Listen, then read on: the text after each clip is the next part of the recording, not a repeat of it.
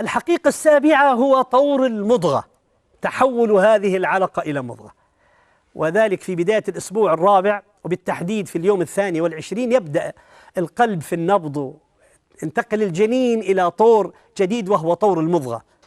وأنت عندما تراها، وستراها إن شاء الله تعالى، تجد بأنها تماما كالمضغة، كأنها عبارة، بل نحن في بعض أحوالنا في هيئة الإعجاز العلمي أخذنا قطعة من العلك علكة، أحد الإخوة وضعها، ثم أخذنا صورة الجنين وهو في حالة كونه علقة، فلا تكاد تجد شيئا لأن بداية يعني سلسلة العمود الفقري كأنها عضة أسنان هذه العلقة، فهذه المضغة. فالشاهد أن هذه مرحلة من مراحل تكوين الإنسان، ولذلك نقول بأن الحقيقة السابعة هو طور المضغة، وتبدأ في الأسبوع الرابع، بالتحديد في اليوم 22 يبدأ القلب في النبض، وينتقل الجنين إلى طور جديد هو طور المضغة.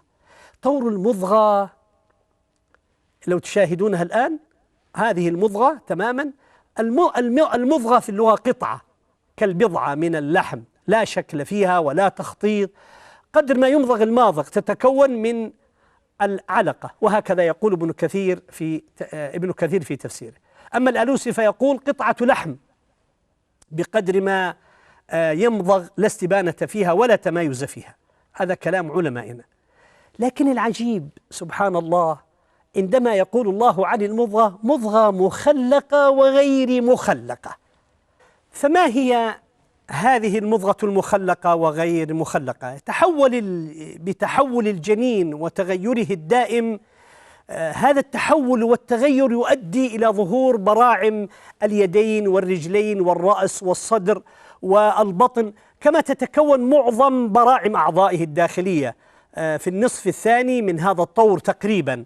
ومع احتفاظه، لكن كذلك يحتفظ بالشكل الخارجي كمادة ممضوغة بصدق، ممضوغة فيصدق عليه أنها مضغة مخلقة، يعني في جوانب قد تخلقت وجانب منها لا زال شكل المضغة موجود فيه، يعني كأنك ترى أن حالة المضغة لا زالت موجودة. فسبحان الله الذي حدد هذا الوصف الدقيق عندما قال مضغة مخلقة وغير مخلقة، يعني ظهر فيها بعض أنواع التخليق، وبقيت إلى الآن بعض صفات كونها مضغة، فهي مضغة مخلقة وغير مخلقة. تعالوا معي نسمع ماذا قال بعض علمائنا علماء التفسير. الإمام الألوسي يقول المراد تفصيل حال المضغة، وكونها أولا قطعة لم يظهر فيها شيء من الأعضاء، ثم ظهرت بعد ذلك شيئا فشيئا.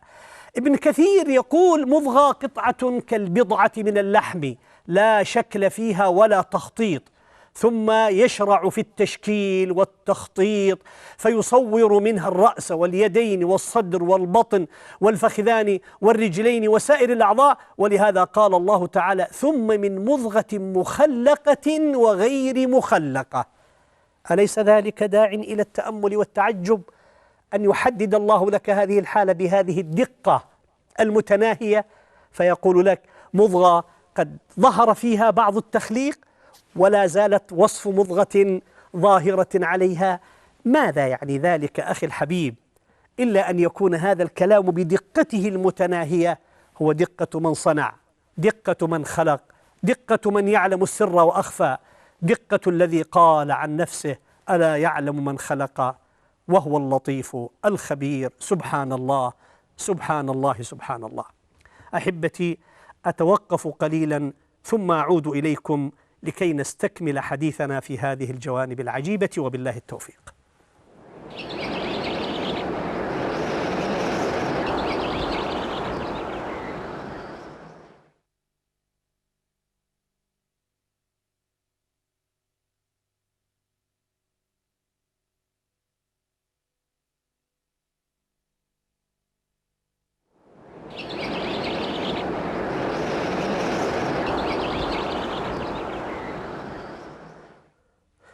إخوتي وأحبتي، أعود إليكم لكي أتحدث معكم عن بقية هذه الأطوار.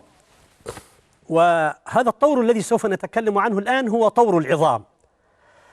وقلت لكم بأن الله أخبرنا سبحانه وتعالى يقول فخلقنا المضغة عظاما. نحن الآن سنتكلم عن العظام. يتخلق الهيكل العظمي الغضروفي في هذه المرحلة، فيتصلب البدن وتتميز الرأس من الجذع، تظهر الأطراف، يبدأ الشكل الإنساني المتميز، تظهر أولى مراكز التعظيم في الهيكل الغضروفي في بداية الأسبوع السابع. ولذلك استمعوا معي إلى كلام علمائنا، بعد ذلك سنتكلم عن العلم الحديث منظورا ومقولا. أي نعم. يقول ابن كثير: فخلقنا المضغة عظاما، يعني شكلناها ذات رأس ويدين ورجلين بعظامها وعصبها وعروقها، جعلها الله سبحانه متصلبة لتكون عمودا للبدن على أشكال مخصوصة. هذا كلام الإمام الشوكاني. الإمام الشوكاني يقول: جعلها الله سبحانه وتعالى متصلبة لتكون عمودا للبدن على أشكال مخصوصة. إذن سوف يبدأ هذا تكوين العظام ويشتد حاله، وبعد ذلك نبدأ في الحقيقة العاشرة. الحقيقة العاشرة أحبابي وإخوتي هو طور كساء العظام باللحم. الجنين في هذا الطور يزداد تشكله على هيئة أخص، لذلك قل: فكسونا العظام لحما، أي أنبت الله سبحانه وتعالى على كل عظم لحما على المقدار الذي يليق به ويناسبه. وهذا هو ما يقوله كثير من علمائنا. يعني تصور ما يعني وظائف الأعضاء في هذا البدن ليكون قد خلقه الله في أحسن تقويم. الشعر ينبت في الرأس، لو كان شعر المرأة يمكن يكون طويل وكذا، لكن انتبهوا معي، أليس الذي أنبت الشعر في الرأس هو الذي أنبت الشعر في الحاجبين؟ الجواب نعم. طب ليش الشعر اللي في الحاجبين ما طال كذا صار طويل؟ كيف بتكون المرأة؟ تصوروا معي يا أحبابي لو كان شعر المرأة كذا طويل، يا ساتر يا رب. إذن كيف هذه الدقة المتناهية أعطى سبحانه وتعالى، يعني أعطى كل شيء حقه.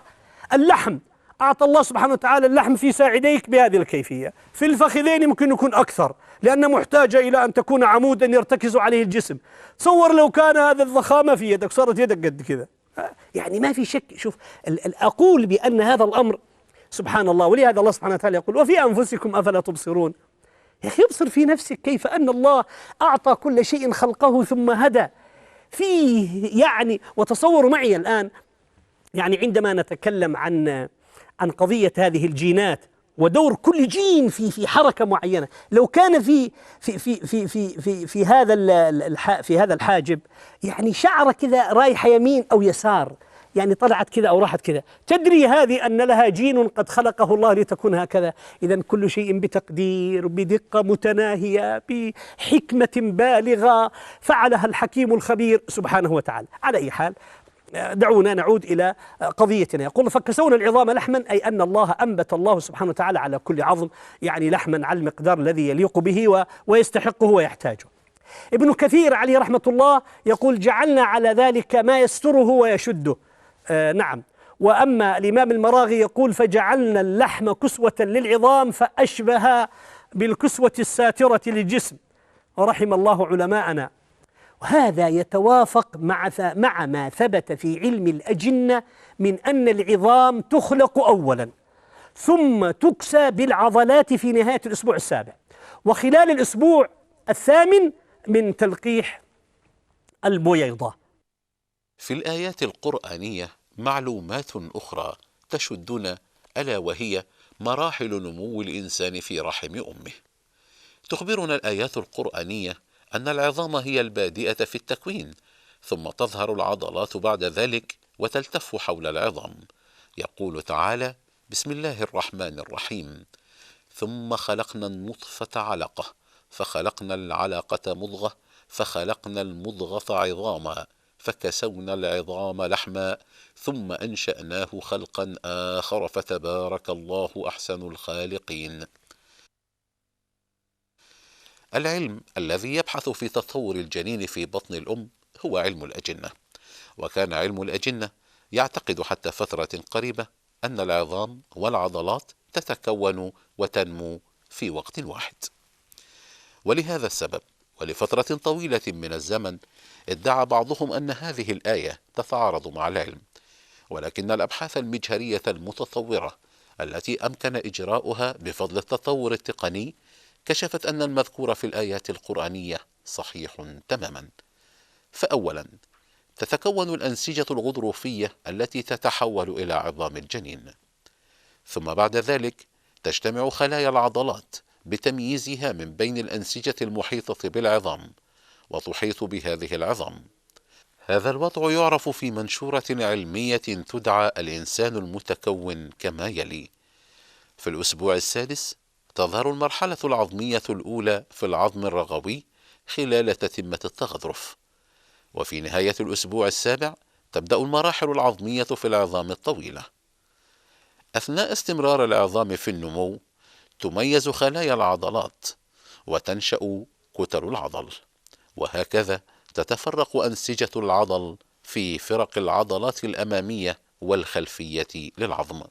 وبالمختصر المفيد، فإن مراحل نمو الإنسان في القرآن الكريم تنسجم انسجاما تاما مع الأبحاث في علم الأجنة الحديث. الحقيقة 11، تبدأ مرحلة النشأة التي قال الله عز وجل: ثم أنشأناه خلقا آخر، في الأسبوع التاسع، حيث ينمو الجنين ببطء في الأسبوع 12، ثم ينمو بعد ذلك بسرعة كبيرة. تستمر هذه المرحلة حتى نهاية الحمل. كلمة نشأة مشتقة من فعل نشأ، ولها عدة معاني، منها بدأ ونمى وارتفع وربى. تطلق المعاني الثلاثة لكلمة، كل هذه المعاني تطلق على كلمة أنشأناه بشكل بين ومفهوم حتى على هذه المرحلة. فهذه المرحلة هي في الحقيقة بداية للتكوين، نماء له، ارتفاع وربى، لأنه يزيد في الخلق وينمو بشكل كبير. إذن نتكلم عن خصائص مرحلة النشأة. الخاصية الأولى أنه التطور للأعضاء والأجهزة، وذلك بتهيئتها للقيام بوظائفها. التغييرات في مقاييس الجسم واكتساب الصورة الشخصية، يعني تصور واحد أبوه وأمه، تجد أن الله سبحانه وتعالى قد أعطاه من الخصائص ما يجعلك تقول والله فلان ابن فلان أو أخواله آل فلان. يعني هذه الدقة المتناهية، والبشر كلهم عندهم وجه لكن لكل واحد بصمة خاصة. هذا التمايز البديع الذي أودعه الله في ملايين البشر. نحن مليارات الآن على الأرض، ما في واحد يشبه واحد. حتى في البصمة الصوتية الآن صار في البصمة في العين، البصمة في الصوت، البصمة في الأصبع، في الإبهام، البصمات في كل شيء. على أي حال، فأقول إن الله سبحانه وتعالى أعطاه يعني ما يتميز به. ولذلك قال الله سبحانه وتعالى يخاطبنا ينبهنا: يا أيها الإنسان ما غرك بربك الكريم الذي خلقك فسواك فعدلك في أي صورة ما شاء ركبك. سبحانك يا أرحم الراحمين. يقول الله سبحانه وتعالى: ثم أنشأناه خلقا آخر فتبارك الله أحسن الخالقين. على أي حال، دعوني يعني أقف معكم وقفات بسيطة في هذه القضايا أجملها لكم.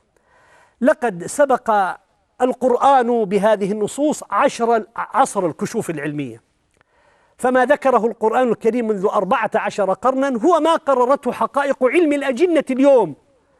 فبعد الأسبوع 8 يكتمل مراحل التخليق ويستقيم الجنين وتتهيأ الأعضاء لأداء وظائفها، ويتخذ الجنين المقاييس الطبيعية، وهو ما يتفق مع مصطلح عندهم هجي يسمونه مصطلح التعديل: خلقك فسواك فعدلك.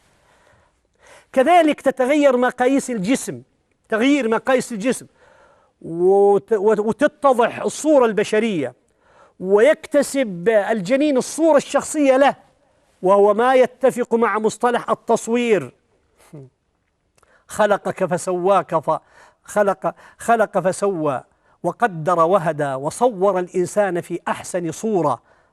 وسوف تشاهدون معي مجموعة من هذه الحقائق إن شاء الله وتستمعون إلى شرحها.